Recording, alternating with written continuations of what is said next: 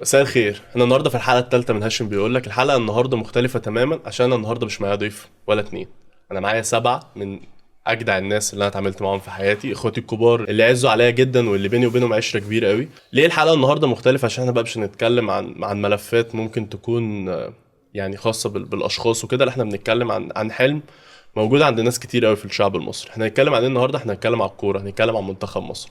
في مشكله كبيره قوي بتواجهنا الفتره اللي فاتت وبتواجه جيل انا بالاخص، ان احنا ما شفناش منتخب مصر بيحقق بطولات كتير.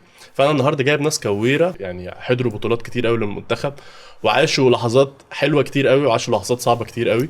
فهنتكلم النهارده عن ايه؟ هنتكلم النهارده عن ليه منتخب مصر مش قادر يحقق التامنه. خلوني اعرفكم الاول على ضيوفي. عمر، مساء الخير يا عمر. ازيك يا هاشم؟ عامل ايه يا عمر؟ عامل ايه؟ رفعت، مبسوط قوي ان انت موجود معايا النهارده. حبيبي يا هاشم، ربنا يخليك. سيوفة، حبيبي يا هاشم. عامل يا سيف. ربنا عبد الرحمن اخويا، مبسوط ان انت موجود معايا عبد النهارده. ميدو، حبيبي يا ميدو. حبيبي يا هاشم. شيكا. براء، حبيبي يا براء. يا رب تكونوا كلكم مبسوطين النهارده بوجودكم معانا في حلقه جديده من هاشم بيقول لك. المختلف النهارده ان احنا مش معانا ضيف، ودي انا قلتها قبل كده بس واجب التنويه، احنا معانا 7، فالاراء مختلفه، الاراء متنوعه تماما.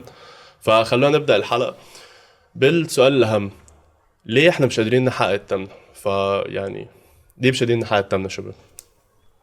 مين يبدا؟ طيب يعني يلا يا سيف. انا شايف ان احنا مش قادرين نحقق التامنة عشان احنا ما بنعملش حاجه جديده.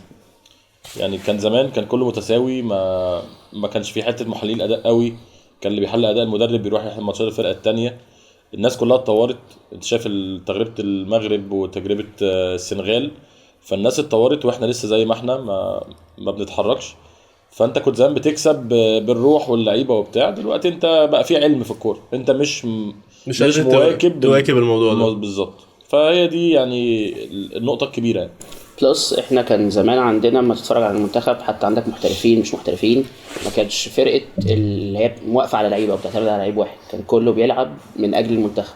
جيت دلوقتي لما تتفرج على المطوشه بتحس ان المنتخب كله سواء هم عايزين حاجه زي كده ولا مش عايزين، هم بيعتمدوا مثلا على اللعيبه المحترفه بتوعهم، سواء مؤخرا عمر مرموش او قبل كده محمد صلاح.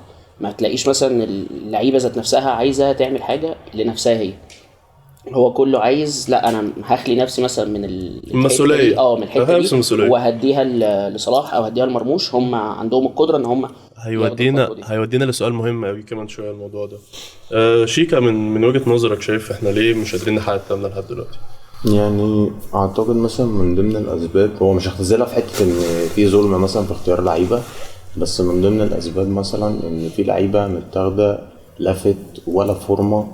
ده بالنسبه لاخر بطوله اللي بتتلعب دلوقتي، يعني في الوقت اللي احنا بنتكلم فيه في ناس متاخده ما مش جايبين فورمتهم. فده مثلا من ضمن الحاجات اللي العين اللي بتختار مش شايفه صح. قيس بقى على كده في كل الحاجات من الناشئين لغيره. رفعت، انا شايف بتعتمد على شخصيه الفريق. احنا من اول 2010 اللي هي اخر بطوله عملناها، بعد كده مبقاش في شخصيه للفريق. انت بتنزل الماتش انت عارف ان انت مش هتعرف تعمل حاجه قدام الفرقه اللي قدامك، بتحاول توصل. يعني انت 2017 2023 او 21 اللي احنا وصلنا فيهم فاينل، انت كنت كل اللي بتحاول تعمله ان انت تخرج بالماتش تعادل وتوصل لضربات جزاء فتقدر تعمل نتيجه بضربات الجزاء وتصعد للدور اللي بعده. قبل كده انت كنت لا بتنزل باداء، انت عندك شخصيه للفرقه، الفرقه نازله تدوس على اللي قدامها، ما عندوش فكره ان هو مستني يوصل بالماتش لنتيجه تعادل، لا هو مش هيسيبها للحظ، مش هيسيبها لضربات الجزاء. فدي مشكله كبيره، انا شايف ان دي اكبر مشكله عندنا، شخصيه الفريق، ان احنا كل مره بنروح البطوله مفيش شخصيه. من وجهه نظرك يا براء؟ انا هتكلم عن حاجتين. اول حاجه الفوارق بقت قوي بيننا وبين الناس كلها، يعني احنا ما بقناش حتى يعني قريبين من حد، كل الناس سبقتنا واحنا اتاخرنا. الحاجه التانية بقى ودي المهمه قوي، الناس المسؤوله عن الكوره. الناس المسؤوله عن الكوره مفيش حاجه واضحه، مفيش حاجه، مفيش خطه. مع انك مفيش فوارق، انا من وجهه نظر احنا هم عندهم محترفين احنا عندنا محترفين، بس هنتكلم بقى في الفوارق. على فكره بمناسبه المحترفين، احنا اكتر النجاحات اللي عملناها من غير محترفين. 2006 2008 2010 كان عندنا مين محترفين؟ 3 بس. 2006 بالظبط، 2006 ميدو، وطبعا احنا عارفين القصه الشهيره يعني يعتبر ما لعبش البطوله. كان عندنا ميدو وعبد الظاهر واحمد حسن، مش نفس جوده المحترفين الموجودين دلوقتي. 8 10 زيدان 2008 هو كان زيدان، 2010 محمدي برضه كان حاجات بسيطه جدا. فالقصه المفروض تبدي، يعني المفروض الناس اللي شغاله على الكوره والناس المسؤوله عن الكوره المفروض يبقى فيه خطه. في حاجه معموله. انت فين اجيالك؟ فين شخصيتك؟ فين خطتك اللي تبقى المفروض واضحه؟ حتى انت لما بتلاقي اخفاق تقول لا خلاص انا عارف ان انا ايه في مرحله معينه، انا عارف ان انا في الاول وبعد كده لا في تطور، لكن انت ما عندكش اي حاجه. بلس طبعا الفوارق لا انا بعيده قوي. ايه رايك يا عمر؟ والله انا شايف ان زي ما براي اتكلم ان في مشكله كبيره جدا في نظام الكوره عامه اللي موجود في مصر. ده اكتر حاجه مبوظه الكوره في مصر من اجيال كتيره جدا موجوده.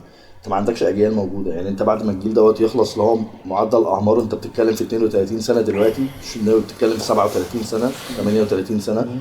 اصغر واحد عندك في الفرقه دلوقتي في المنتخب مرموش 26 سنه، او ابراهيم عادل اللي هو 24 سنه. بتتكلم في معدل الاعمار دلوقتي كله تلاتينات، 31 32. جيل خلص. مين الجيل اللي جاي بعده؟ ممكن حد يقول كده؟ حد ملمس قوي مع الناس ولا واحد في الفرقه. انت ما تعرفش حد غير حمزه علاء وحارس رابع بالظبط. مفيش حد هو مصطفى شوبير بالظبط، مفيش حد تاني. لكن ممكن مين يبقى بقى مسمع عندك؟ مين باك مين نص ملعب مين اربع وين؟ اجيال كمان وراهم، دي مشكله، بقى اجيال كتير كارثه وراهم، كارثه بجد. ويعني مثلا نقارن بالمغرب، هو المغرب على فكره قفلوا على نفسهم، عندهم مشروع. عنده المغرب عنده وعارف مشروع هو مش بيعمل من فترة إيه كبيرة. كويس المغرب جدا عنده مشروع لا، خالص. بس يعني انت هنتكلم لحد 2017 كنت بتمسك المغرب بالظبط الاخر بطوله لما أكلتها. كسبناهم قبل في 21 عادي جدا، بالظبط. بس هو قفل على نفسه وعنده خطه وعارف هو بيعمل ايه كويس مظبوط. جدا جدا جدا جدا. مظبوط صح. وناس بتشتغل بضمير، مظبوط صح. وناس بتحب بلدها وبتشتغل لبلدها بجد فعلا دي حاجه مهمه بجد. فعلا. هو عايز يعمل حاجه ولا عايز ياخد لقطه لحاجه، ولا بيخبي ملف علشان بطوله افريقيا ما تتلعبش في ارضه. لا لا، هو عايز بلده وفرقه بيبصش اللي لنجاح بتشرف بلد. هو عايز يعمل حاجه بجد لبلده، هو عايز بلده دي في اعلى مكانه. عايز لو فرقه مش بتشارك بنسبه كبيره، مش وداد ولا رجاء مثلا، ولا لو نهضة بركان ولا جيش ملكي، اي حد بيلعب باسم المغرب فهو فعلا للمغرب، هتلاقيه بكامل السبورت معاه وفي ظهره. ودي اكتر حاجه هي مميزاهم بتفرقهم. وزي ما انت شايف دلوقتي المغرب عندها من اول فرقه 17 سنه لحد الفيرست تيم هم خدوا كأس واخدين كل العالم. حاجه. هم واخدين افريقيا، واخدين كاس عالم في كل الاعمار اللي موجوده، والفيرست تيم بتاعهم كمنتخب هو رابع عالم. مظبوط صح. فدي ناس بتأسس صح، بتخطط صح، ناس بتحب بلدها، بتشتغل بجد عشان خاطر بلدها. ودي النتيجة في الآخر. مفيش حد بيبص على اللقطة، مفيش حد بيبص على السبوبة ولا المصلحة ولا أي حاجة من دي. وعشان كده عندهم أجيال وبيقدروا إن هم يشتغلوا كويس جدا والنتيجة باينة. يعني المشكله كلها عندنا في المنظومه، مفيش اي جديد فيها، مفيش كل اللي بيجيب دي ده بيجيبه، ده بيروح ده بيجي، نفس القصه. نفس الاسماء. قيس بقى على ده كله من كام سنه، 15 سنه مثلا ولا حاجه، 2010 نفس القصه بتتعاد، نفس القصه. مفيش نفس لعيبه الناس. بتطلع، مفيش ناشئين عندك، مفيش حد اللي يدور زي على المواهب زي الاول. الناس اللي كانت بتروح الصعيد وتروح مواهب، دلوقتي الكوره بقت للاغنياء بس. بس أنا عايز أقول على حاجة بقى، إحنا عندنا على فكرة إحنا كتير، بس يعني إحنا عددنا كتير. ايوه، إحنا بس انت 120 ما مليون عندكش بني آدم. النظام، ما عندكش اللي يطلع، هي دي الفكرة. ما عندكش عندكش اللي اللي يدور. يدور. مفيش العين دلوقتي الأكاديميات- اللي يقدر يدور. الأكاديميات ربيع ياسين، كلها. ربيع ياسين، كابتن ربيع ياسين لما كان بيدور وبتاع مطلع لك جيلين ورا بعض. هم دول اخر حاجه منهم يعتبر. ومع الناس دي كلها هي الأكاديميات مبنية على ده اخر جيل يعتبر، صلاح صلاح ونني الجيل ده وحجازي. لا، بس ده الجيل جيل ضياء الاخير. السيد بالظبط، بتاع ضياء السيد ده لازم نطلعه. جيل اولمبياد 2020 اللي هي بتاعت محمود طوكيو صابر دي، و بتاعت رمضان صبحي ومصطفى آه، محمد واحمد وطاهر. فتوح. ده تيم، يعني ده تيم اتعمل ده حلو. تيم برضه، وده اخر تيم احنا كنا بنتفرج عليه كمنتخب بعد كده اولمبي، احنا خلاص. عارفين ان هو هيعمل حاجه. بالظبط كده. احنا خدنا رابع اولمبياد اخر بطوله، بس انت أيوة، بس التيم انت التيم بتتفرج ده عليه دلوقتي بقى عنده كام بس سنة؟ برضه وانت خسرت عارف المغرب. خلاص أيوة، 30 سنه بس التيم اللي انت بتتكلم عليه ده خلص، شلنا خلاص. الخمسه من التيم المغرب. ده خلص. برضو يعني هي انت اغلبيه اعماره فعلا معدي 30 زي ما شيك خلاص، قال. خلاص، بالظبط. يعتبر في برضه ثلاثينات. هي جزئين. موضوع الاعمار ده صعب، انت مش بتريسك بلعيبه صغيره، انت عايز تاخد معاك، انت كنت واخد معاك لعيبه عندها 40 سنه ولعيبه عندها 41 سنه ولعيبه عندها 39 سنه. ده في كأس العالم. فانت بالظبط فانت مش عايز ده مش ريسك، انت بتجيب لعيب صغير، ما ده انت بتاخدش ريسك، انت بتنفست في لعيب عشان يجلك شويه. بالظبط. احنا الفكره مختلفه شويه في فكره النماذج اللي بره ماشيه على منظومه، وهي فكرتها الاساسيه ايه؟ ان انا ببدا من تحت زي ما انتم بتقولوا اللي هم قطاع الناشئين، وبفضل اطلع لحد ما بكتسح كل حاجه. انا مثلا هتكلم على المغرب عشان ليا اصحابي كتير شغالين في كذا ملف هناك، وجهه نظرهم كلها في الملف بتاعهم انا عايز كاس عالم، هو التارجت بتاعه. حتى في كاس العالم اللي فات هو كان باين قوي حماسهم للنقطه دي، فمركزين قوي. ممكن مش مركزين على كاس العالم ده، مركزين على كاس العالم اللي عندهم قوي قوي. يعني هو التارجت بلان كلها رايحه للكاس العالم اللي عندهم قوي. انا عايز اطلع اعلى كواليتي ملاعب، عايز اطلع اعلى كواليتي تنظيم زي قطر، واحسن كمان ليه ما بقاش احسن في البطوله الحاليه. خلونا نخرج من السياق ده ونروح للسؤال التاني. السؤال التاني فيما معناه، ودي حاجه ممكن انا جيلي ملاحظها قوي، انا ما عاصرتش قوي 2006 و2010 عشان اتكلم عنهم باستفاضه، بس دايما كنت بشوفهم كانوا هم انا نازل انا هكسب، هو الموضوع منتهي، انا هخبط سونج وزيدان وتلاقي في تخبيط وابو تريكه مش عارف هو نازل انا هكسب، الموضوع منتهي. على عكس اللي احنا مثلا بنشوف في اللي جاي حاليا، هو خايف يغلط، هو مش خايف، هو خايف يغلط عشان هو عارف اللي هو هيغلط فهيتشاط فهيحصل فيه مصايب فالترند فاحنا ليه المنتخب عندنا حاليا راح للشكل ده من فكره اللي انا عايز اكسب اللي بقى انا خايف اغلط. هو يعني حتى في حاجات معينه تحسهم بيلبسوا بعض، يعني تحس الكوره بتروح عشان بس هو يخلص منها، مش عايز الكوره تبقى في رجله كتير. اقول لك انا دي اكيد واضحه للدنيا كلها، مبقاش في روح، مع احترامي كامل طبعا لكل اللي موجود، بس هات ماتش انت تقدر دلوقتي تتفرج على ماتش من المنتخب اللي موجود دلوقتي، تقدر تتفرج عليه تاني هتزهق صراحه. تعالى بقى احنا لحد دلوقتي بنتفرج على اجوان، سيبك من بطوله افريقيا، بنتفرج على اجوان مصر والبرازيل. مصر وايطاليا، مصر والبرازيل دول بتشغلهم كل اسبوع في حركه، في رجوله في الملعب، قلب واحد. فعلا ما كانوش بيلعبوا لنفسهم، ما كانوش بيلعبوا لنفسهم بمعنى الكلمه، ما كانوا بيلعبوا للبلد وعايزين نعمل حاجه للبلد وعايزين نفرح الشعب المصري، وكلنا فعلا كنا وراه من غير ما يطلبوا ويقول لك احنا عايزين نملى الاستاد. على فكره النقطه دي برضو مهمه جدا، هو الناس ما بتروحش الاستاد ليه؟ ما بتتفرجش على المنتخب ليه؟ انت ايه اللي بتقدمه لي؟ انت ايه اللي بتقدمه لي؟ الاول انت في 2006 2008 و2010 الناس كانت بتروح في كل حته. خليني اختلف بس في نقطه معينه، يعني الجيل اللي هو من 2006 ل 2010 الجيل ده كان طفره في الكره المصريه، صح؟ مفيش امكانيات لعيبه بالشكل ده. الفتره دي مثلا اللي هو ال10 سنين من 2000 ل 2010 اللي هو الجيل اللي بطل في تصفيات كاس عالم 2014، اخر ابو تريكه ووائل وبركات، الناس دي في ناس منهم خدت احسن لعيبه في افريقيا على ناس جامده، كانوا لعيبه محليه، ما كانش في حد فيهم محترف على فكره. الناس دي ده الغريب، خلي بالك برضو ده رجعنا النقطه.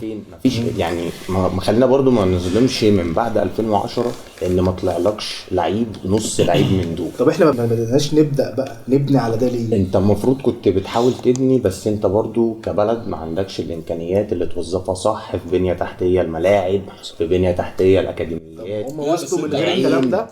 الناس الثانيه وصلت، الناس عندنا على فكره عندنا بس بنستخدمها غلط، بس مفيش استخدام ليها. وزائد زي ما انت قلت يا عمر ان في لقطه وانسب لنفسي اكتر من المكان اللي انا شغال فيه. دي اكبر مشكله فعلا، مفيش حد قادر يدي ال100% في المكان الصح، يعني حتى لو بدي ال100% في المكان هو نفسه، الفلوس نفسه بيدخل الاكاديميات الكتيره اللي اتفتحت، اي حد معاه 50 يروح يقدم ويلعب بس في مداخيل عادي ممكن تدخل للاتحادات عموما من انديه ومن رعاه في كذا حاجه. بس برضو يعني ما تظلمش اي جيل جه بعد جيل 2010 ده، لان الناس دي كانت طفرات، ابو تريكه بركات والجمعه، مش قصدي اللي انت حتى الاثنين ثلاثه اللي من الزمالك اللي كانوا بيتاخدوا المنتخب كانوا لعيبه تقال جدا. هو انت عندك كانوا في كل حته في موهبه موجوده، هي المشكله كلها ما بقاش اللي يدور عليها، فدي كانت تلاقي اللعيبه جوه انت ما بتروحش تدور عليها ما بتشوفهاش. في مواهب كتير قوي، في مواهب كتير عندك قوي. انا عندي وجهه نظر مختلفه تماما بصراحه.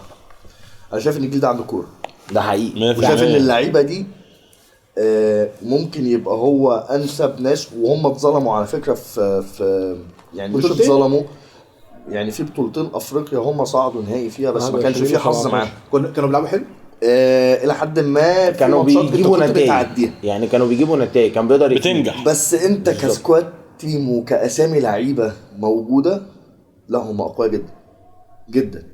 وانت عندك صلاح مع في بس كده ايه، يعني محمد صلاح طبعا لا غبار عليه، اكيد طبعا ارقامه مش احنا اللي هنتكلم، كوره هو خارج التقييم في حته ثانيه، هو في حته ثانيه. بس انا يعني في برضو كده كونسيرن على محمد صلاح لما بيجي يلعب في المنتخب ما بحسوش بيدي بنسبة 100% او مش عارف يعني مش بيهين نفسه.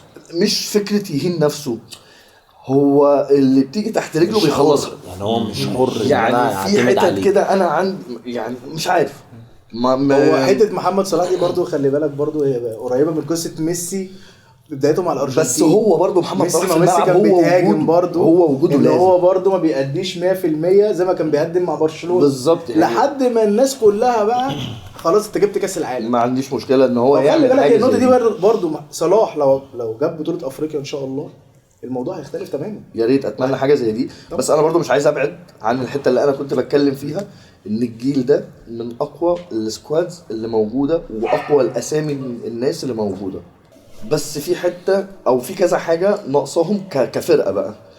اولا الروح اللي كانت موجوده قبل كده في الجيل اللي مش هيجي زيه تاني زي اللي هو الجيل حسن شحاته مش موجوده عندهم. وعلى فكره حته حسام حسن ممكن بنسبه 60-70% يديهم او ينقل لهم الروح دي. ممكن ارد عليك في حته حسام حسن. حسام حسن في حاجتين، اول حاجه هو مش قادر يساعد نفسه، هو عنده الروح بس مش قادر يساعد نفسه. تصريحاته كلها غير موفقه، كلها. هات لي تصريح كان موفق لحسام حسن.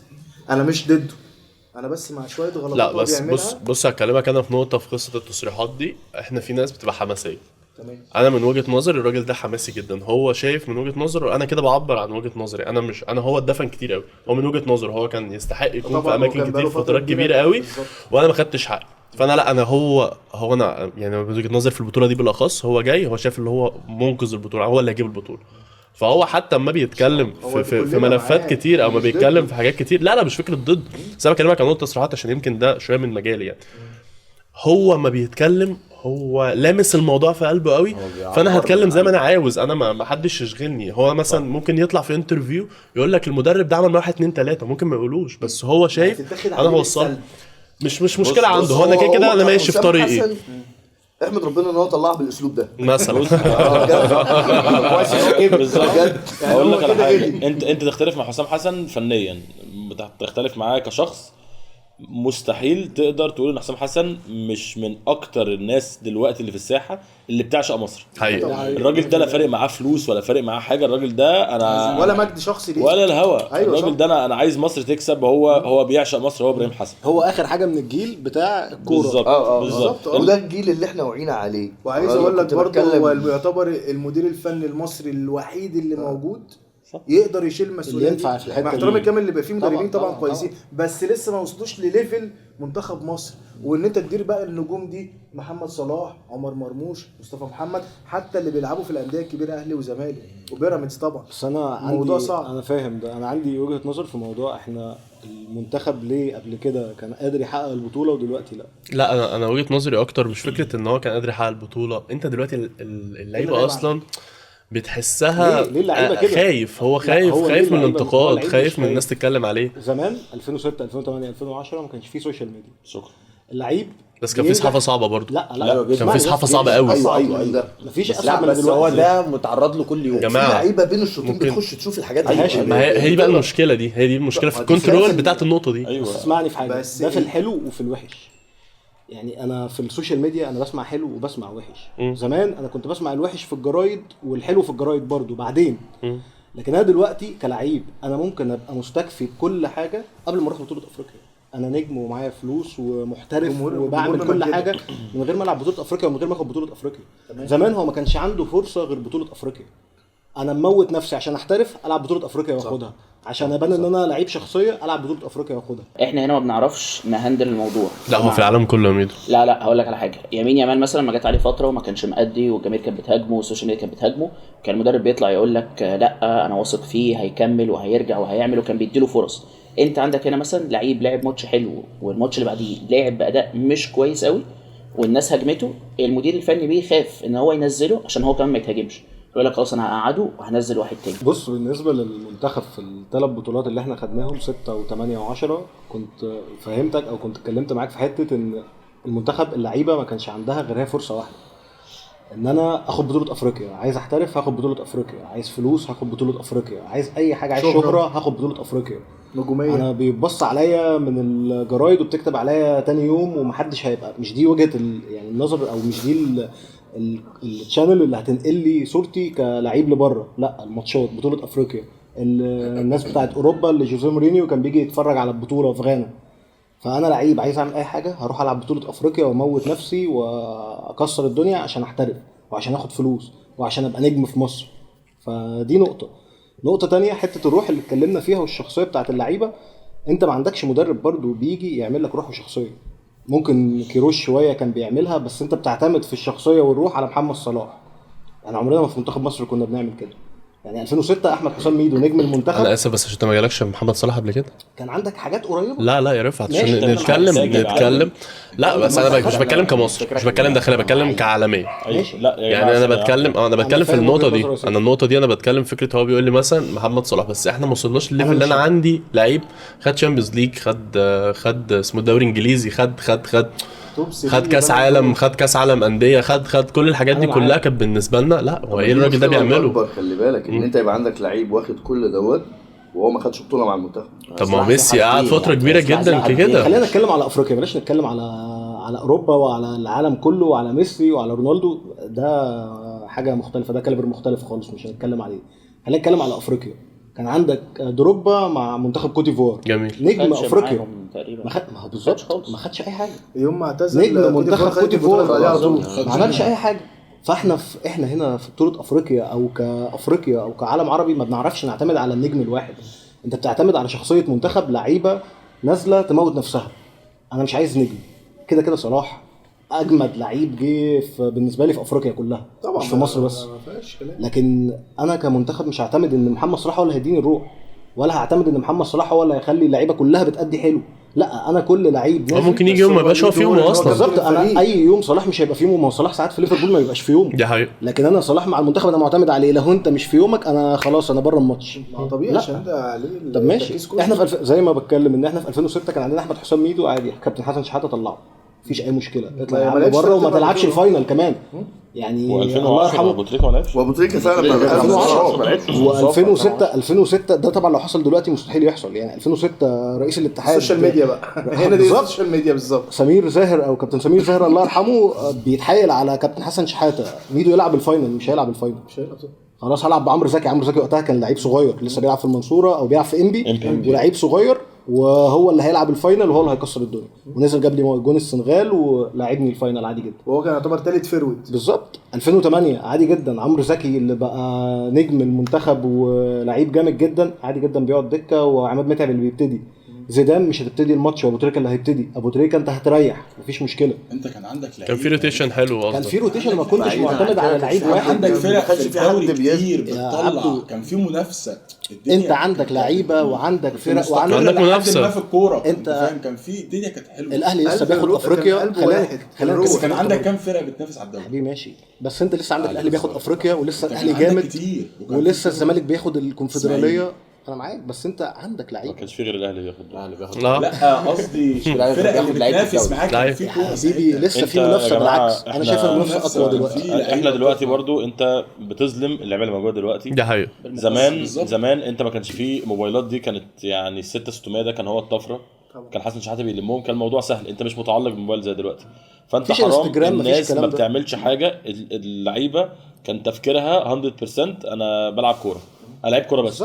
انما دلوقتي انت عندك تشتتات، وبرضو اللعيبه سنها مش يعني اللعيبه برضو عايزه تعيش حياتها، ده الطبيعي. يعني زمان ما كانش فيه حياه غير الكوره، انت دي حياتك.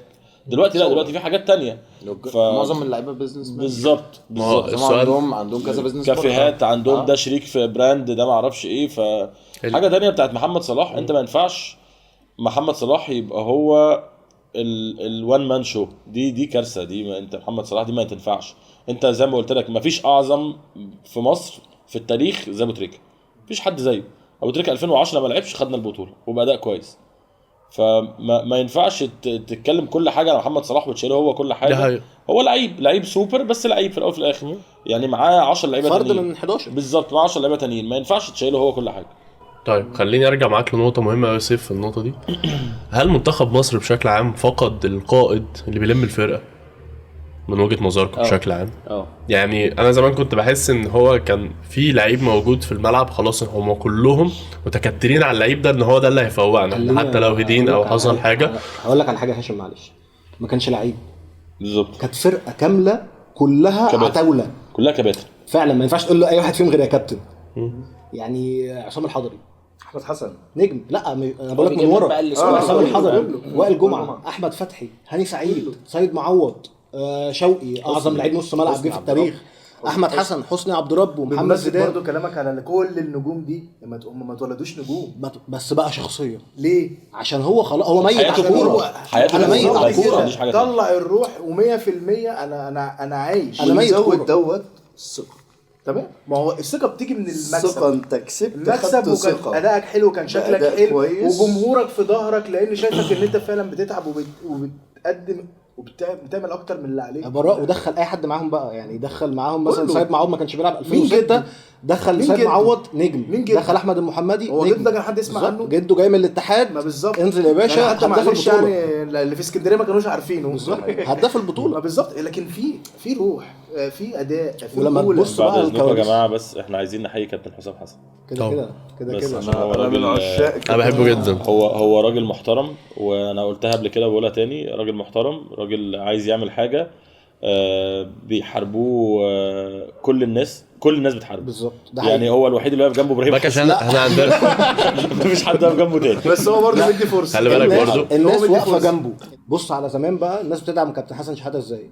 هو بدا 2006 ما كانش هيبتدي، يعني كان حسن شحاته لما مسك بعد الراجل الايطالي اللي كان ماسك المنتخب ده، كان جاي مدرب مؤقت. لا اللي كان بيلعب في اسكندريه بس ده، كان بيحب يلعب ماتشاته كلها في اسكندريه. كابتن حسن شحاته جه مسك المنتخب على اساس ان هو هيلعب فتره انتقاليه يكمل معانا التصفيات، بعد كده يتكل على الله نجيب حد يمسك بطوله افريقيا. عمل اداء حلو وراح اتعادل مع الكاميرون في ملعبها هناك وخلاهم ما يصعدوش كاس العالم. طب ما نلعب بطوله افريقيا. كابتن حسن شحاته كان بيتهاجم، كنا بقول لك احنا خدنا كده بالحظ 2006 بالحظ. قال لك الجمهور والناس بتدعي وكده. رحنا 2008 لعبنا احلى كوره لعبناها احلى بطوله بس من 2006 ل 2008 انا بقول لك من 2006 ل 2008 الناس ما كانتش واثقه قوي ان احنا هنلعب الكوره دي. بس الاتحاد وكان سمير زاهر الله يرحمه، انا ميت على كابتن حسن شحاته، ده النجم ده يعمل اللي هو عايزه. ما تستدعيش احمد حسام ميدو، ما تستدعوش. خلاص بقى اثبت نجاح. 2010 في مصر بالظبط 2010 انت عارف احنا جده راح مكان مين؟ 2010 جده راح مكان احمد حسام ميدو. احمد حسام ميدو اللي لسه ستيل ما كانش اجمد نجم، لكن كان لسه برضو في ساعتها اعظم محترف في تاريخ مصر. بس كان في توتنهام تقريبا. لا ما كانش بيلعب في توتنهام وقتها، كان بيلعب في الزمالك في وسط هام. يا وسط هام رجع الزمالك. بس ميدو مش هاخده معاه البطوله يا جماعه. ومفيش بقى ولا اتحاد يقول له لا هتاخده غصب، ولا ده صاحب مش عارف مين فهاخده. مفيش الكلام ده. الاتحاد بيدعم مدير فني. فنرجع بقى لكابتن حسام حسن، ده لازم الناس كلها تدعمه، الادارات كلها تدعمه. يعني كل الناس التنفيذيين في اتحاد الكوره، في لجنه المسابقات، في لجنه الانديه، كله لازم يدعم حسام حسن. الاعلاميين لازم تدعم حسام حسن. بطل تصفي معاه حسابات. الناس بتصفي حسابات مع حسام حسن ليه؟ عشان انت دمك تقيل، ما بتقدرش تطلع معانا عشان بترد ردود رخمه. يا جماعه هو في زي كابتن جوهري، يعني انا ما حضرتش كابتن جوهري، لكن كابتن جوهري يوقف الدوري يا باشا عشان نلعب دوري لمده سنه عشان ناخد بطوله افريقيا.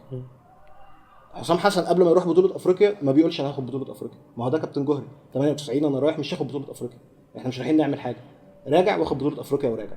دي حقيقه. فانت اتفرج على حسام حسن، سيبه. وحسام حسن لو ما حققش بطوله افريقيا السنه دي، مع ان هو انا واثق ان شاء الله انه هيعمل حاجه كويسه حتى لو مش هياخد البطوله، بس سيب حسام حسن ده يعمل مشروع 4 سنين. خلي بالك انا في وجهه نظر بالنسبه لي مختلفه. احنا ما عندناش مشكله خالص انت ما تكسبش، ما تاخدش البطوله بالظبط، بس كورة. حسسني ان انت عايز تكسب، يعني حسسني ان انا عايز العب. يعني واحنا ابتدينا نحس ده مع زي تصفيات 2010. احنا ما تاهلناش كاس العالم 2010، بس انت تصفيات عملت ماتش قدام الجزائر، ما تقدرش تلوم على اي حد، وانت من جواك كنت بالظبط مرضي. انت قاعد بتتفرج طبعا زعلان ومتضايق وكل حاجه، بس الاداء وانت شايف ان اللعيبه بتموت نفسها في الملعب عشان تعمل حاجه لنفسها وللجماهير.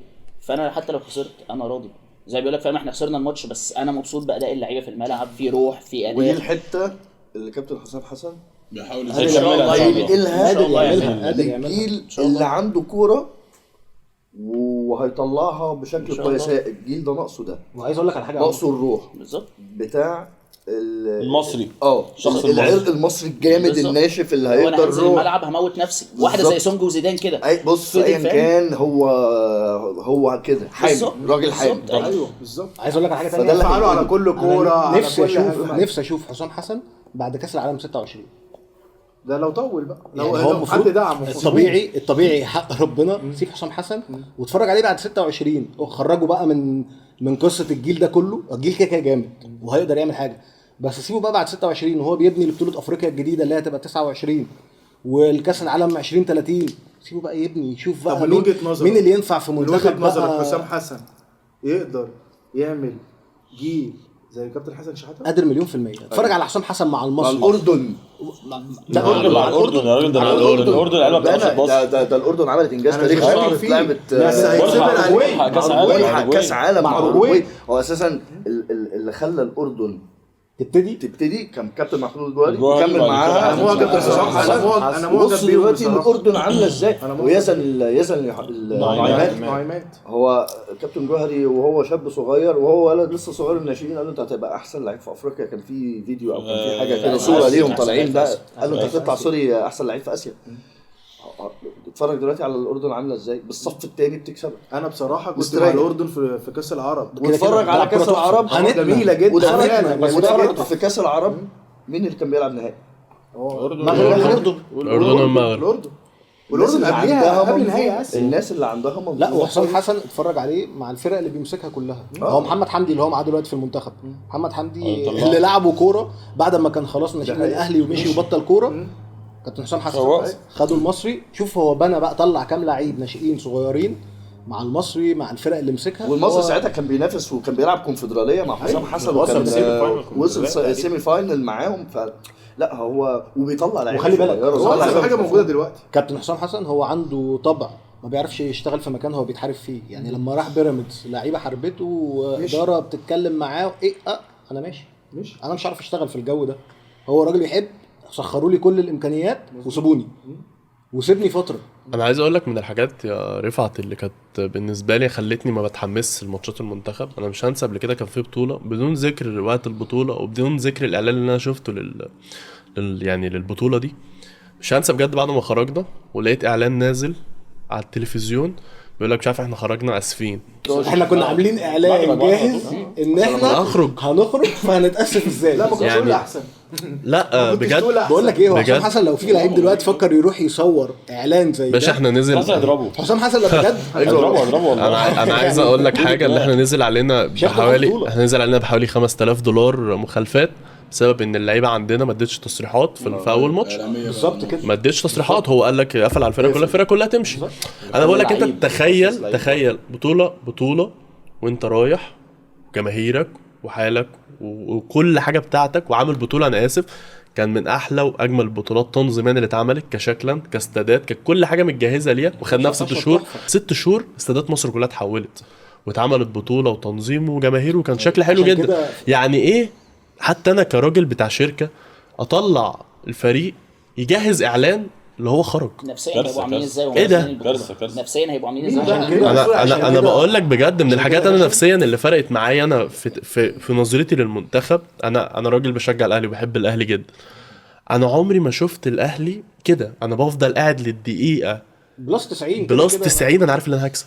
وحضرتها، انا حضرتها في حياتي، حضرتها في كونفدراليه، حضرتها. لا هكلمك انا في حاجات اللي انا في سني انتوا ممكن حضرتوها كتير قوي، بس انا بكلمكم انا شخصيا حضرتها في كونفدراليه، حضرتها في افريقيا مع المغرب، حضرت انا بشوف اعلان وانا خسران ومخرجين وفي ارضنا ومن منتخب. انا فاكر احنا خرجنا خروج عجيب جدا اصلا. بص يا هاشم انت في نقطه أسفين. دلوقتي ان احنا حضرنا بطوله افريقيا في 6 شهور صح؟ دي حقيقه. فما حدش يجي يقول احنا ما عندناش بنيه تحتيه. لا عندنا. لا محدش يتكلم عندنا. في النقطه دي. حابب اقول لك احنا عندنا. انت قادر تعمل اي حاجه، انت قادر تعمل. انا عايز أي اقول لك حاجة يا في رفعت البنية انا التحتية. اشتغلت في الدايره دي شويه كبيره. لا احنا عندنا، احنا بنقدر، احنا استقبلنا ملفات كبيره. احنا عندنا مدن حاليا خاصه بالرياضه بس انت عندك بقى مشكله اكبر في فكره اداره الملف ذات نفسه. يعني انت زمان كان عندك بيبسي بيبسي كانت بتنزل بتدور، طلعت محمد صلاح، طلعت دلوقتي المشروع بتاع لسه وزارة بيحيوه. الشباب، بتاع لا وزارة الشباب. وبتاع لا انا بتكلم على بيبسي، رجعوا يرجعوه تاني لا، دلوقتي. دي حاجة برايفت. حاجه برايفت، بس رايت تو دريم دي هتطلع لك لعيبه مش يا عاديه. باشا هو بيبسي كانت قدوس. دوره مدارس. انا بتكلم في دورة مدارس، انت كنت بتنزل تحت قوي. مجال دلوقتي انت مش حاجه بتاعت وزارة بيت. الشباب والرياضة، في دلوقتي دورة بتتعمل بتاعت وزارة الشباب والرياضة اللي كانت بتذاع على اون سبورت. انت عندك المشروع كابيتانو. كابيتانو كابيتانو. طب ما اتسوقتش ليه؟ سواقت كبير جدا، سواقت كويس. سواقت شغالة كبير كويس جدا. جدا.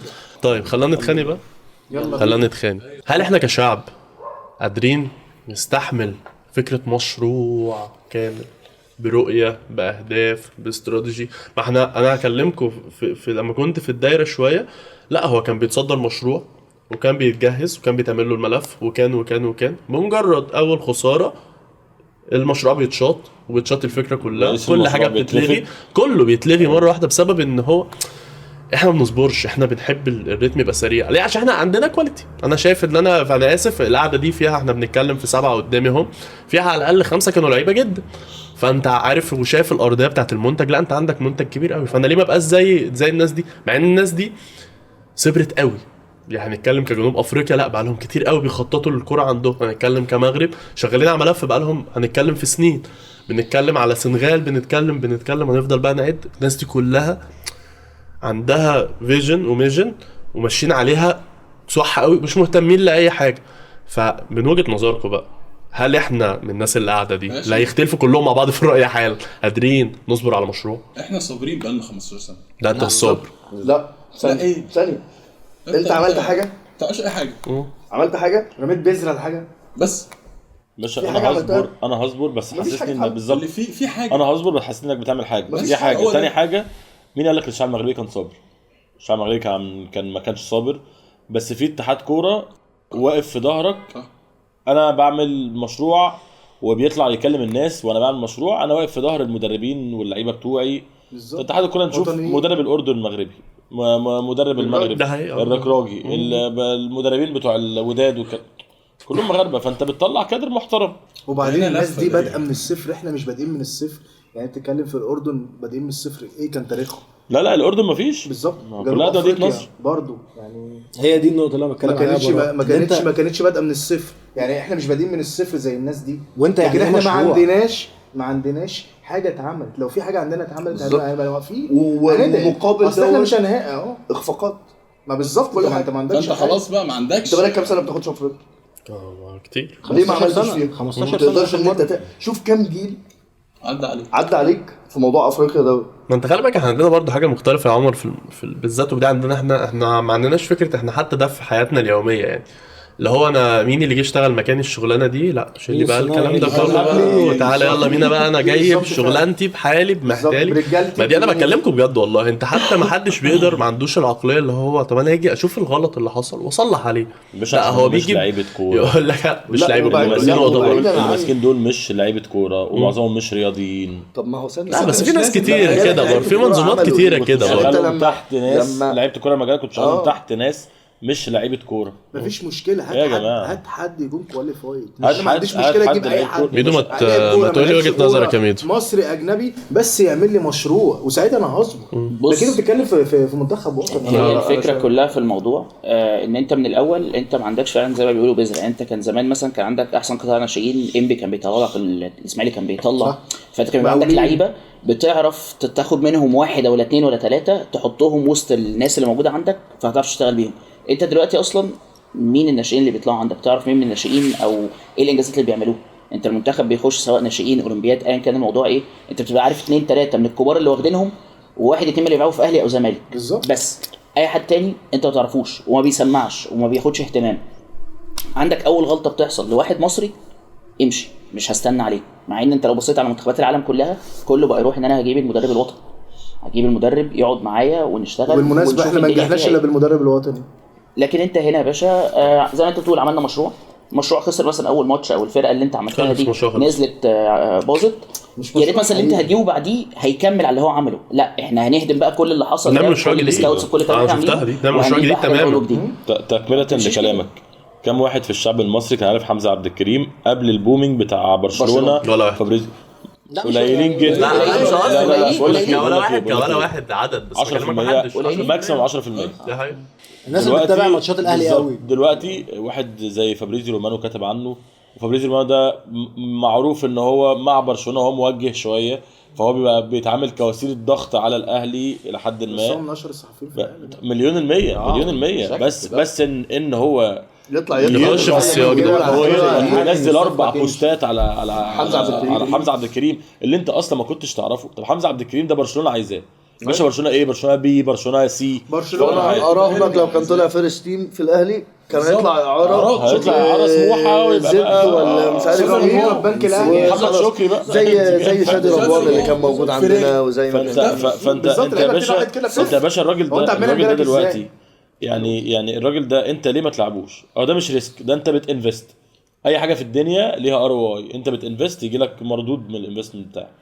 قال انت ليه مش عايز تنزل راجل؟ انت عندكش فيرود. انت الاهلي فيه فيرود دلوقتي؟ مفيش. وخلي بالك في حد زي حمزه عبد الكريم بالظبط، بلال عطيه هو مش واخد نفس بلال البولينج، عطيه، بس هو يعني ما هو حلو ده عمر سيد معوض. بلال عطيه جميل. عمر سيد معوض، لا، في احنا عيلين شايفين. توأم اسمهم الناس حسام شايفين. وابراهيم. حسام عادل حسام عادل عادل وابراهيم عادل. غير بالظبط. مهاجم 17 سنه بالظبط. الاثنين ما لهمش تحفة. حل. الاثنين يا جماعه، الاثنين لعيبه كوره، لعيبه وابراهيم كوره. ده دي سياسه حكايه. انديه. ابراهيم ده سيف. الله اكبر. هتعمل ايه؟ دي سياسه انديه. اصل هو اللعيب لا، ده حط بس- عليهم رؤية يا ثانية عبده. بس، لو طلع اخفق مره واثنين وثلاثه الواد ده طيب. اتذبح. لا، الواد ده لا مين؟ لا لا ثانية بالعكس، على فكره مش هو ده عيب، اللي مش عيب، هو مش عيب ان انت البني تعمل ادم متشبع حصل عليه. حصل فيه كتير قوي. ما ينفعش. وناس اختفت. ما بسبب غير الموضوع. بقى. يا جماعه معلش، انتوا ايه اكتر رياضه ناجحه في مصر دلوقتي؟ كرة يد. كرة اليد. كرة اليد. حسن مصطفى عمل ايه؟ اه اتفرج على حسن مصطفى. حسن مصطفى يا باشا قال لك ما كانش عندنا لعيبه اشول اللي كان الاتحاد. نعم. قال لك الجون عمل الاشول نظام بجونين، جون بجونين. عمل نظام طفرة. اللي الاشول ما عندكش شول، الاشول الجون بجونين. صح. فبالتالي انت تطلع كرة للشول كتير. باشا انت بتهيئ كله على منتخبك منتخبك مش صح على كده. فرقك. صح كده. بس انت فرقك كده النادي الاهلي ده هيفضل ياخد بطولات من هنا لبعد 100 سنه قدام، مش تفرق معاه. انت شد على منتخبك، غير الرولز والاهلي يتماشى. وبرده في نقطه تانية، يعني ايه مشروع؟ ما هو مشروع ده يعني زي ما براء قال احنا مش بادئين من الصفر. صح. يعني انا عندي منتخب دلوقتي شغال، المنتخب ده مع كابتن حسام حسن. مين احسن مدرب اجنبي جالنا الفتره اللي فاتت؟ انا بالنسبه لي كيروش. طبعا كارلوس كيروش. صراحة هات كارلوس كيروش مسكه المدير الفني بتاع للمنتخب. الناشئين. مدير بس فني أنا- مدير أنا فني عندي حاجة للاتحاد. انا هنا كيروش هعترض ما على يعرفش حاجة. تلعب معاه كوره. ماشي بالظبط. بس كيروش وهو كان احسن واحد عنده عين، عنده عين يا بس جماعة. المدرب ده هاتوا مدير فني انا للاتحاد. اقول لك على حاجه، انا عايزه بص احنا للاتحاد. بقينا نضرب نفس 50%. المدرب. يا جماعه الراجل ده 50% وصل. نجاح. انا ما لا انا هو أنت مش التكتيك هتبني بتاعي المشروع من 100% من التكتيك الأول. بتاعي أنت لازم انا عندي ان احنا مدير بص فني. وصلنا لفين. ايوه انا المشروع انا دلوقتي همسك حسام حسن، انت ماسك المنتخب الاول يا باشا لحد بالظبط. 2030 ده مدير مشروع. هتلعب كاس عالم 2030.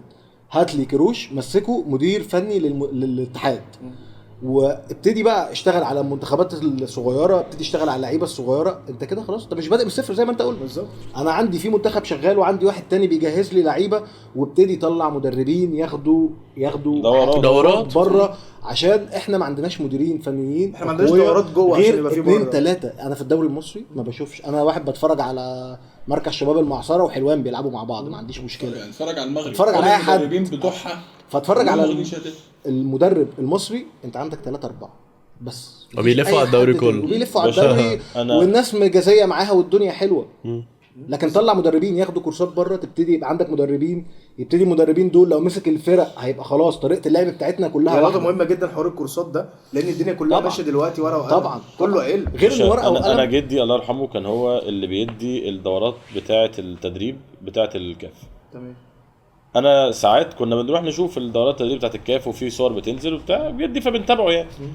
حاجات مضحكه جدا يعني دي مش دورات تدريب، دي حاجه مضحكه. بيجيب لك الراجل بيقول لك نطط، الفيديوهات عندي بيقول لك نطط، بيجيب مدرب يقول له نطط، ده اختبار. ايه يا عم الهبل، هينطط ايه؟ عايز تاخد الرخصه سي نطت الكره 10 لا، نطات. نطط اي حد لو لعب كوره سنه غير ما- من ممكن غير- يروح ياخد دورة. بالظبط. لا انت عجبني الموضوع ده مهم الاتحاد جدا. بس انا عندي اعتراض على النقطه بتاعت رفعت في ان هو بيقول كيروش، عشان انا فاكر كيروش كان ليه تصريح ان هو بيقول لك انتوا طالبين مني اعمل انجاز بمنتخب هو اصلا اللعيبه اللي فيه ما عندهاش اساسيات كوره. فطب ده تصريح طلع من مدرب هو ماسك المفروض بس المنتخب. بس كروش تمام؟ بس كروش شاف مين من اللعيبه؟ عمنا يا باشا انت جالك حلو، انت جاب لك كام باشا واحد. كيروش انت- طلع احمد رفعت وعبد الله يرحمه. الله المنعم يرحمه. وعمر كمان عبد الواحد وامام عاشور، مطلع لك لعيبه أوكي. لا يعني كروش ما فيش غبار عليه ان هو مدرب رؤيته للعيبه بالذات الناشئين هو عنده نظره مختلفه عن اي حد جالنا مصر. بس برضه هو كان عامل اخفاق برضه في كاس العرب. انا بصراحه مش هكدب عم عليك. ايه الاخفاق؟ انت طلعت رابع. طلعت رابع. انت كنت فاكر شكلنا كنا بنلعب ازاي ضد قطر؟ فاكر وكسبت الاردن على فكره. الاردن اللي بتلعب جامد دلوقتي ما كانش طلعت من تونس تقريبا. طلعت من تونس عمرو السولية. جول عمرو السولية. تونس جول عمرو السولية. كنت بتلعب حلو بس انت عامه. كنت بتلعب بمنتخب اللي هو منتخب بي بتاع دلوقتي بالظبط. دي انت بقى كنت بتلعب بمنتخب كابتن حلمي طولان، كان كابتن كروش واخده وطلع بيه. دي طول البطوله العربيه. فانت دلوقتي واحد زي امام عاشور. واحد زي امام عاشور كان مريح حوالي 6 شهور. امام عاشور ده لو في الفورمه هيبقى اضافه للمنتخب ولا لا؟ اضافه. تونس عملت ايه؟ تونس قالت لك علي معلول عايزين نفوقه ومحمد بن رمضان عايزين نفوقه، قاموا جايين مودين الاثنين البطوله العربيه. عرفت ان 10 لعيبه وفرجاني ساسي. انا بتكلم اللعيبه اللي كانت بتلعب بشكل اساسي معروف.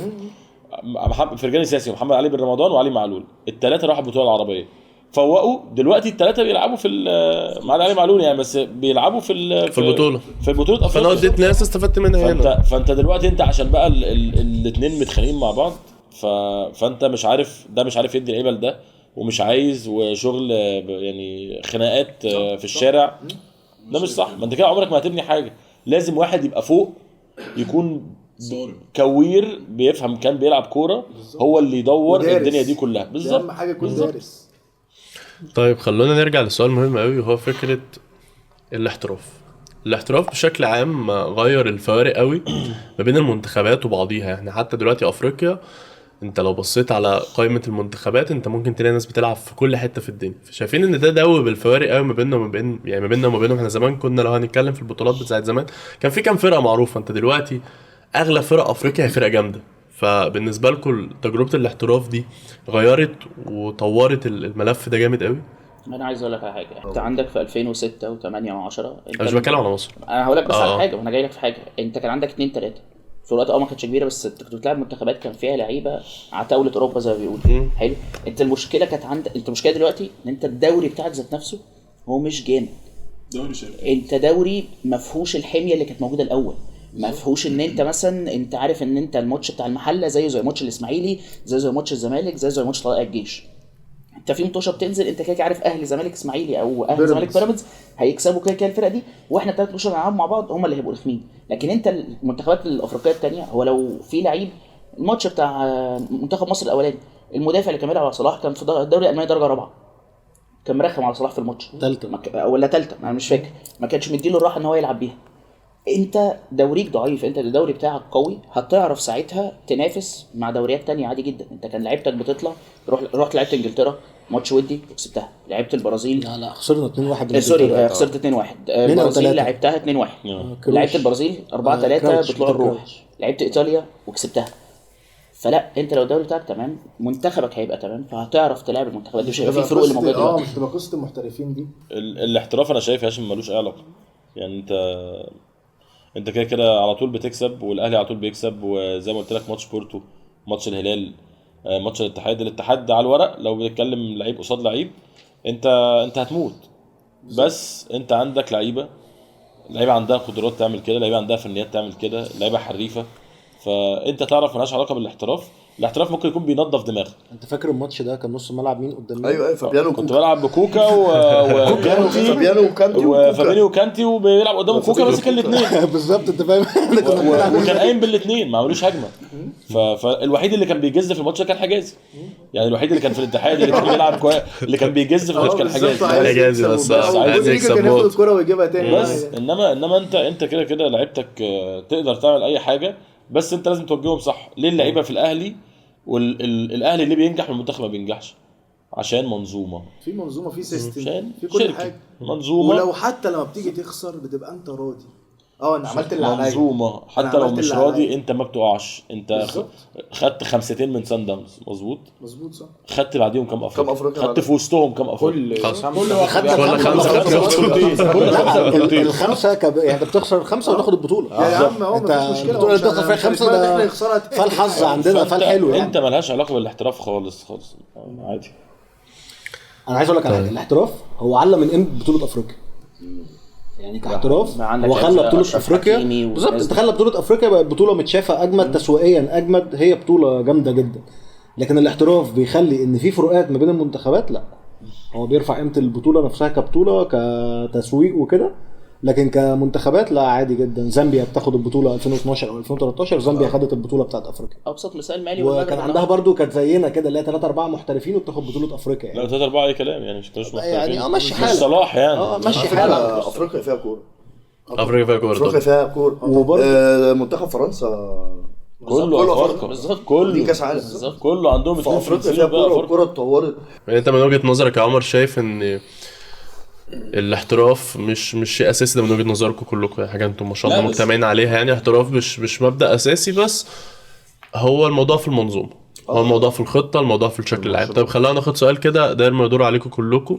من وجهه نظرك يا عمر، مين اللاعب اللي انت شايفه يقدر يشيل المنتخب حاليا، اللي يقدر تقول ده المنتخب كله مش على لعيب كتفه؟ واحد، اوصف لي لعيب. مش لعيب واحد. وهو لما صلاح موجود بس انا شايف لا بتكلم، مش بتكلم كروح، وان احنا خلاص عدينا اول دور اهو وصعدنا.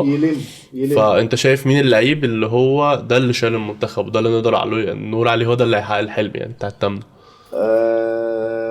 حسام حسن مش لعيب. حسام 10 حسن. 10 حسام حسن 100%. مش لعيب. مليون في المية. حسام حسن هو اللي بيدي الروح، حسام حسن هو اللي بيجمع الفريق، حسام حسن هو اللي يدي الثقة، مكسب على مكسب، يدي ثقة للعيبة، يبتدي يرجع للعيبة حتة منتخب مصر.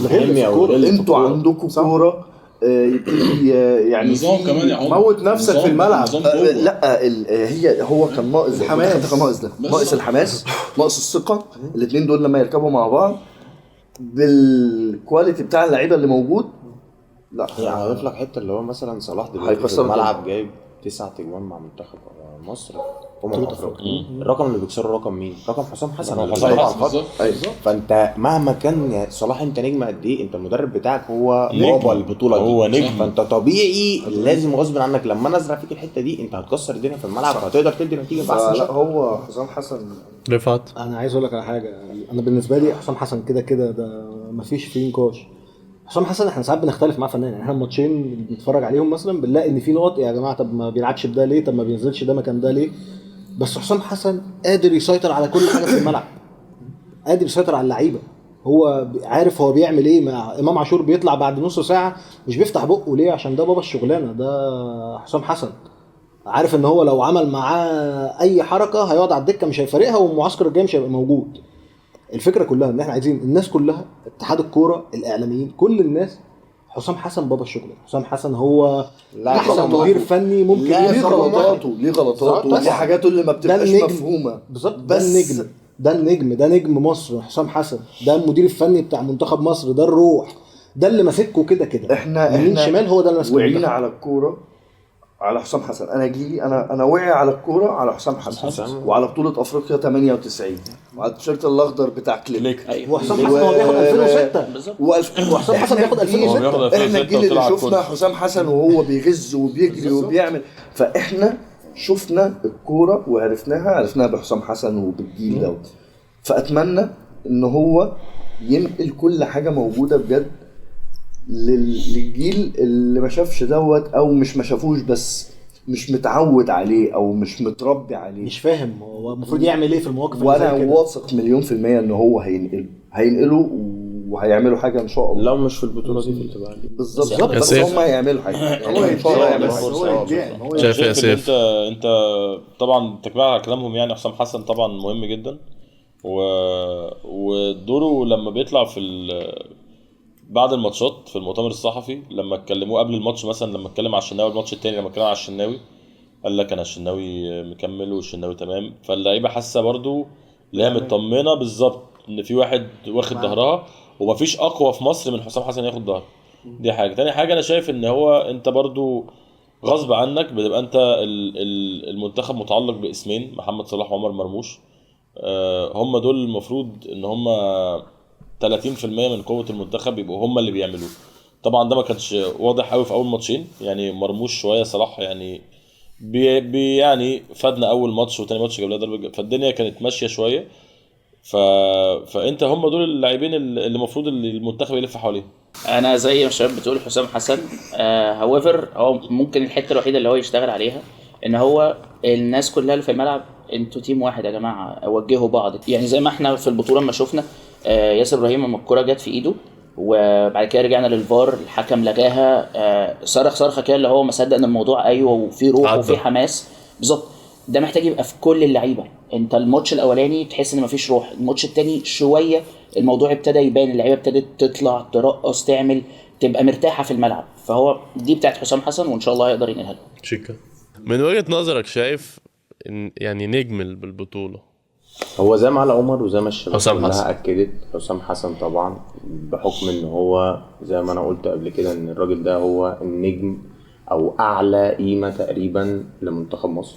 الراجل ده خد البطوله وهو عنده تقريبا 30 سنه وخد البطوله وهو عنده 40 سنه ماشي، يعني خد البطوله بكل شكل وكان هداف البطوله، لعيب جامد. فانا لما ازرع ده في اللعيبه اللي حواليا، زائد ان انا بقى بختار وريث لحته النجوميه دي اللي هو صلاح او مرموش او مثلا لعيب في الدوري المحلي زي امام زي زي فتوح زي ابراهيم عادل ماشي، في كذا لعيب تاني ما ينفعش تخص حد عشان ما تشيلوش حمل، ما يبقاش عليه سلاح ذو حدين. ان انت انت النجم بتاع المنتخب ده، بس في نفس الوقت المنتخب ده لو جلى او ما اداش الاداء المطلوب انت السبب في ده. لا، فالمدرب ينقل للعيبه ان هو يا جماعه التيشيرت اللي انتوا لابسينه ده دي اعلى حاجه ممكن توصل لها في الكوره في البلد اللي انت منها، فلازم تدي كل الامكانيات اللي عندك علشان لما تاخد بطوله نقول احنا خدنا مش انا اللي عمل. بس ضرر هو طبعا مفيش كلام حسام حسن، بس انا بقى ليا يعني طلب ورجاء كده. محمد صلاح، احنا عايزين محمد صلاح اللي مننا، مش بتاع ليفربول، اللي حاسس بينا، اللي هو ابن البلد، مش اللي هو انا جاي 13 14 جبت البطوله ده ما جبتش خلاص. لا بس هو اول محمد صلاح والله برا مش اللي هو بقول كده حاسس عشان بيه. بحبه يعني، بس هو محمد صلاح كده البطوله دي مختلف مفيش مشكله كأصلا المشاكل اللي حاصله في ليفربول إن- معايا، كل الاجواء بتقول ان انا يعني يعني مش همنشن لميسي، بس لا يعني البطوله انا لازم اخدها يعني. ايا كان مهما اللي تمام محمد صلاح مكانته مش هتتحرك، دي حقيقة. هو في حته تاني دي ما فيهاش كلام. بس احنا عايزين محمد صلاح ابن البلد بقى، عايزين محمد صلاح اللي مننا، اللي هو كل كوره انا دايس عليها، انا في قوه في التحامات، انا لامم كل كوره او مثلا في غلطه في فاول في حاجه يلم الناس. انت كده كده الكابتن وانت كده كده محمد صلاح وكده كده يعني انت في حته معروفه محدش يقدر يعلي عليها. بس احنا مش عايزين بقى العقليه دي، احنا عايزين عقليه اللي احنا نقدر نفهمها. الناس اللي قاعده على القهوه بتتفرج بتقول لا محمد صلاح مموت نفسه. احنا وانس ان احنا وصلنا لدي صدقني حتى لو ما خدناش البطوله مش تفرق معاك، بس انا عرفت خلاص انت بقى فعلا اللي زي ما معلش بقى برضو دي كلمه بقى ممكن يفهمها، انت اللي ماسك السلوجان. لكن احنا عايزين محمد صلاح اللي مننا بس. طيب التمنى هتيجي بايه يا شباب؟ تمنى تيجي بالروح لحسام حسن. روح وتوفيق ربنا طبعا حسام اي حسن حاجه. هي الحلقه كلها احنا ممكن نسميها سر التمنى مع حسام حسن. ومحلل الاداء ومحلل الاداء مين؟ الاداء اللي مع المنتخب محلل الاداء ده هايل شاب مصري هو محمود سمير هايل. كان نازل له صوره يعني موقف فوق الجبل صورتين اليوم. ايوه خلي بالكم والله السبورت حاليا في العالم احنا يمكن جينا متاخر شويه في البوينت دي، بس هو المدرب اساسا لو معوش 10 او 15 بني ادم بيحللوا له كل جزئيه بتحصل، احنا عندنا مشكله كبيره. واحسن واحد عملها في مصر كان موسيماني. وكان موسيماني ما كانش بيكسب في الدوري، كان بيكسب في افريقيا. كان بيكسب في الدوري افريقيا مش هيلحق يعملها في 3 موسيماني سنين. كان جاب 5 موسيماني معاه، جاب كلهم نفس الشكل نفس الشيب نفس الطول نفس السمار، اسطمبه واحده بتنزل هو موسيماني بالظبط. كلهم قاعدين بلابتوبات قاعدين شغل هاكرز. انت كنت عامل في اي ماتش في افريقيا مع موسيماني؟ لا خالص. وموسيماني هو اللي كسب حسن شحاته برضو. اول ما حسن شحاته كان ماسك زمان كان هو مدرب المساعد، مدرب او كان مساعد. منتخب جنوب افريقيا. اي مطوشه نوك فانت بتاع بالظبط. بصراحه فانت تكسب انك تذاكر فرقه كويس اللي قدامك وتشتغل، بس تشتغل وتقفل على اللعيبه وتلعب بروح. بالظبط، دي اهم دي حاجه، رقم واحد. كل حاجه تقفل على لعيبتك وتشتغل وتديهم الروح بتاعت حسام حسن. يعني راجل ده انا بميدو كان بيقول لك رجله مكسوره بيخبط رجله في المكسوره، خبط رجله في بتاع يشتغل الدنيا يعني العابي هلعب. عايز اقول لك على حاجه هشوم ان حسام حسن يعني كده هو يبقى سبب من الاسباب الكبيره جدا ان شاء الله. لكن انت لما تبص المنتخب نفسه كلاعيبه وكافراد، انت بجد المعسكر ده لو من النوع اللي بتحب تتفرج على كواليس المنتخب والكاميرا اللي مختلف جوه التدريبات، لما بتتفرج على الكاميرا اللي جوه التدريبات هو ايه ده؟ انا بحب اتفرج على الحاجات دي. في فترات كتير ما كنتش بتفرج عليها عشان هي مش ممتعه مش حلوه. انا مش حاسس ان اللعيبه رايحه تأدي واجب وتنجز. وفي حاجه كمان نفسي يعني اللعيبه تاخد بالها منها، اللي هو يا جماعه العبوا بثقه، احنا مفيش حاجه تخافوا منها.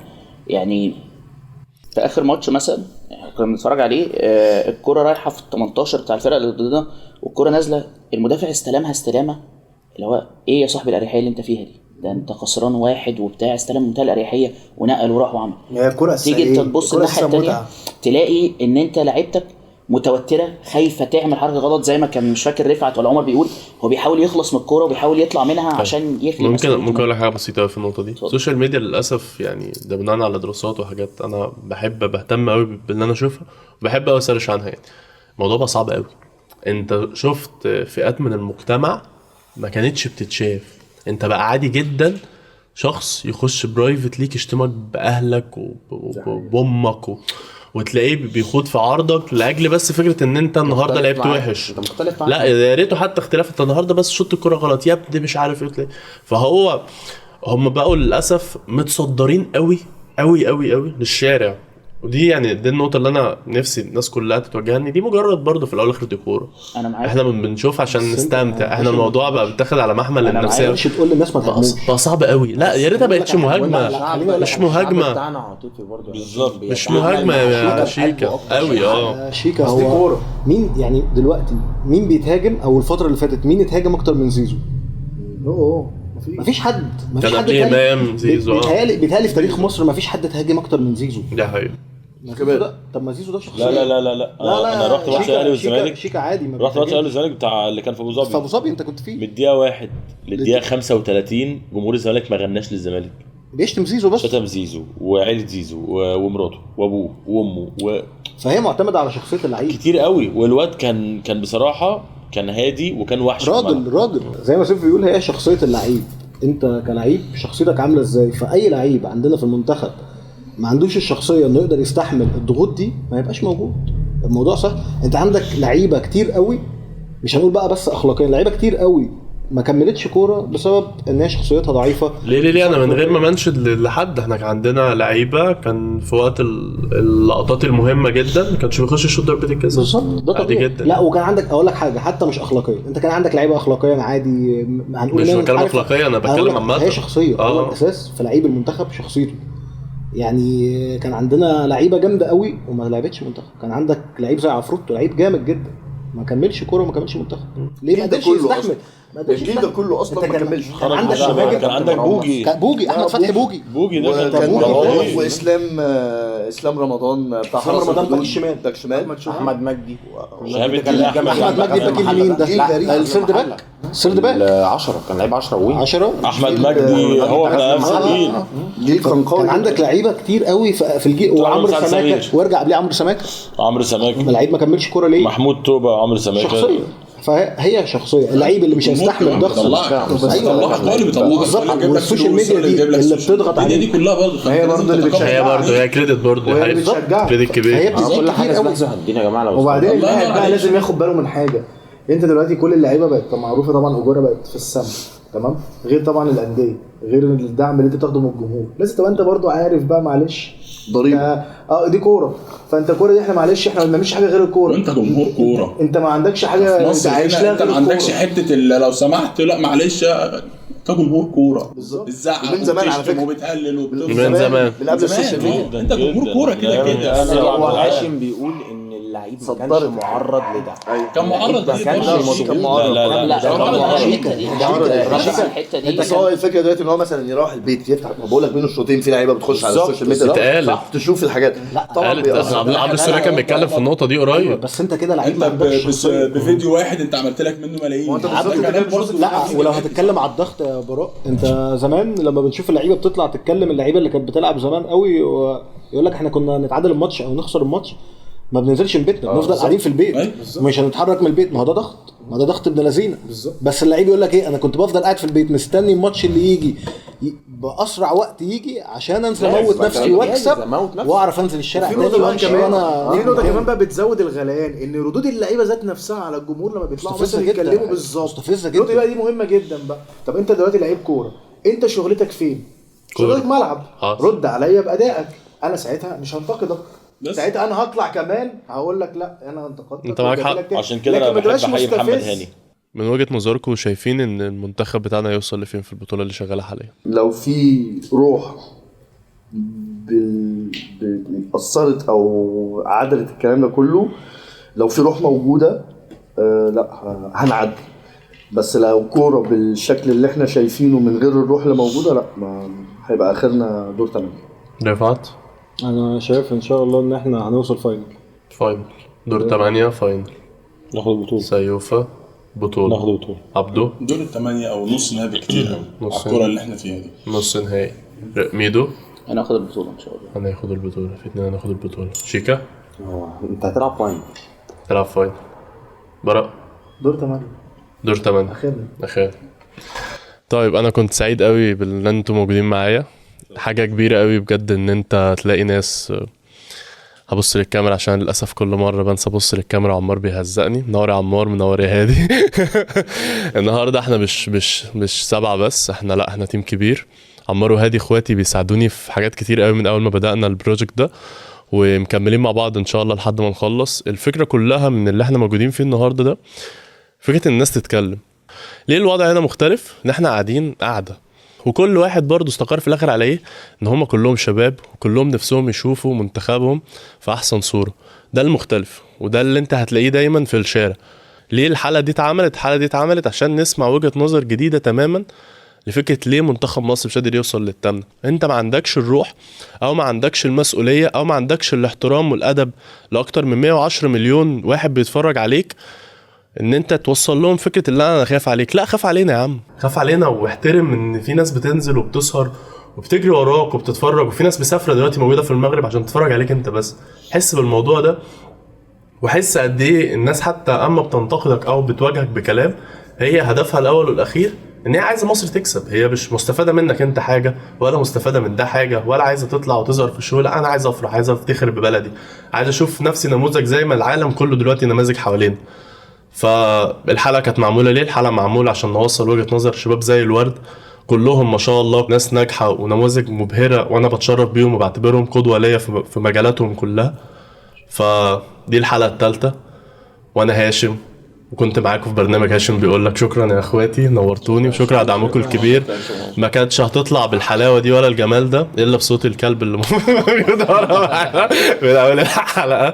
شكرا يا سيف على الاستضافه. تحت امرك. يعني نورتوني يا شباب. ساعدتنا كتير في المشروع ده. نورتوني يا شباب. شكرا لكم من قلبي. ما كانتش هتطلع بالحلاوه دي كلها الا بدعم الغاليين. انا من اول ما بدات المشروع انا بقول لي هتكمل بدعم الغاليين، ولا عايزين استفاده ولا عايزين نوصل لحاجه ولا فارق معانا ترند ولا اي حاجه. احنا بس هنوصل وجهه نظر بس بطريقه مختلفه. شكرا لكم. شكرا يا شباب.